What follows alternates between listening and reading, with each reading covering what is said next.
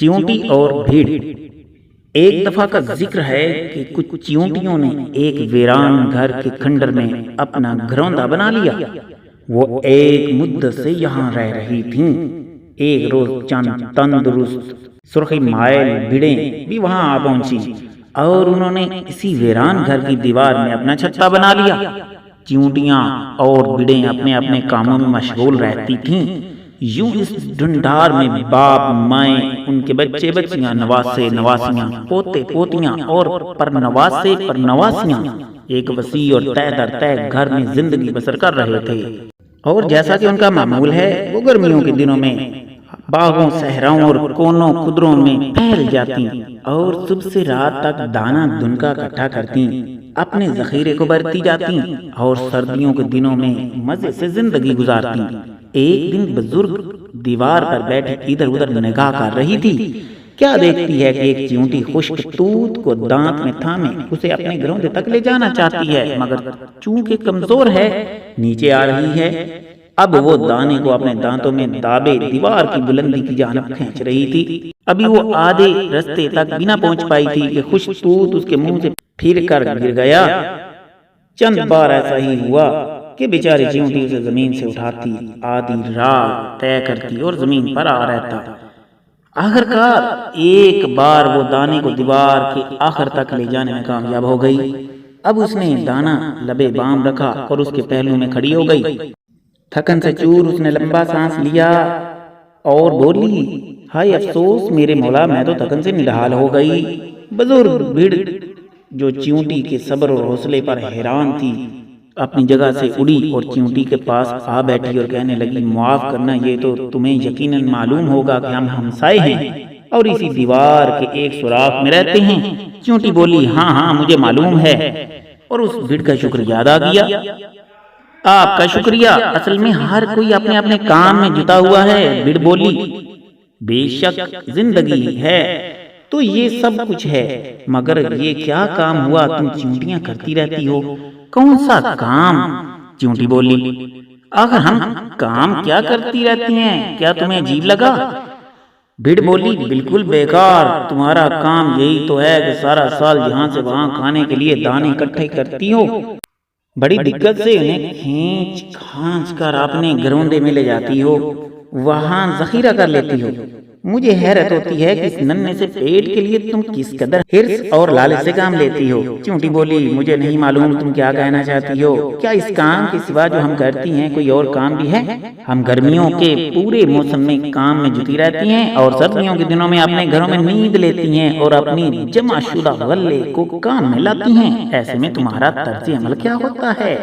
بھیڑ نے کہا، ہم کبھی دانے کھینچنے اور انہیں ذخیرہ کرنے کی زحمت نہیں کرتے، ہم گرمیوں کے موسم میں بہترین خوراک کھاتے ہیں اور اس قدر کھاتے ہیں کہ سارے موسم سرما میں سیر رہتے ہیں اور سوئے رہتے ہیں، حتیٰ کہ دوبارہ گرمیوں کا موسم آ جاتا ہے۔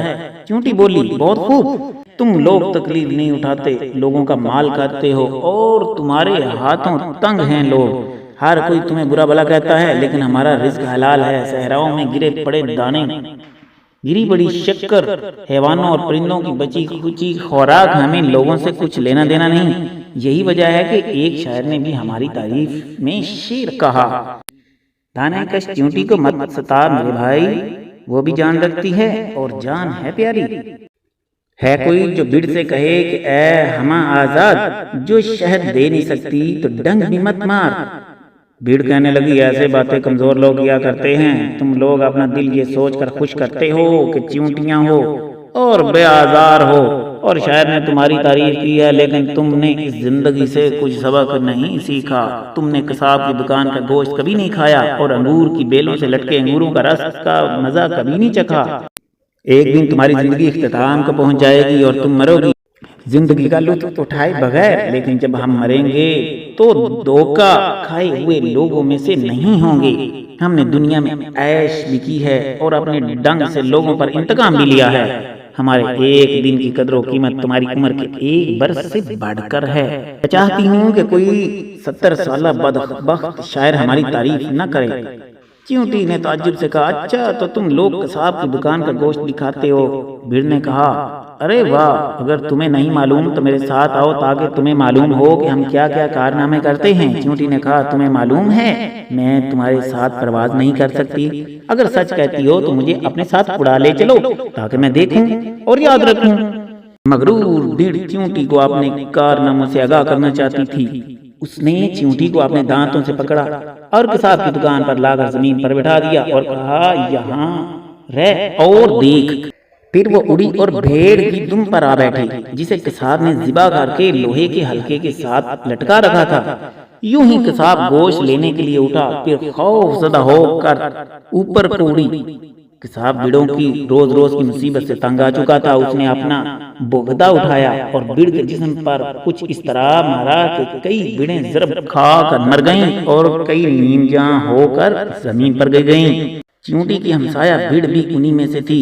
چیونٹی جو اس وقت ایک طرف دیکھ رہی تھی آہستہ آہستہ آگے بڑھی اور اپنی ہمسایہ بھیڑ کا کھوج لگایا۔ پھر اس سے کہنے لگی مجھے بڑا دکھ ہے، ہم چیونٹیاں اس طرح کی زندگی جس میں ہر لمحہ خطرہ جان ہو پسند نہیں کرتی جب تک کہ کوئی بڑا مقصد ہمارے سامنے نہ ہو۔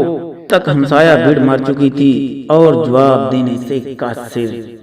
چیونٹی مردہ بھیڑ کا پاؤں منہ میں تھام اسے کھینچ کھانچ کر اپنے گھر میں لے آئی اور اسی دیوار پر چڑھ کر اوپر لے گئی۔ پھر اسے خشک دودھ کے ساتھ رکھ کر دوسری چیونٹیوں کو اطلاع کی اور کہا آؤ اس بھیڑ کے بدن کو تکا تکا کریں، اس کے اندر موجود زہر کہیں دور پھینک دیں اور اس کا گوشت ذخیرہ کر لیں، موسم سرما میں کام آئے گا۔ تو دوستو اس کہانی سے ہمیں یہ سبق ملتا ہے کہ اس دنیا میں کبھی بھی کسی کو حقیر مت سمجھو۔ اللہ نے اس دنیا میں اپنی ساری مخلوقات کو کسی نہ کسی کام کے لیے پیدا کیا ہے۔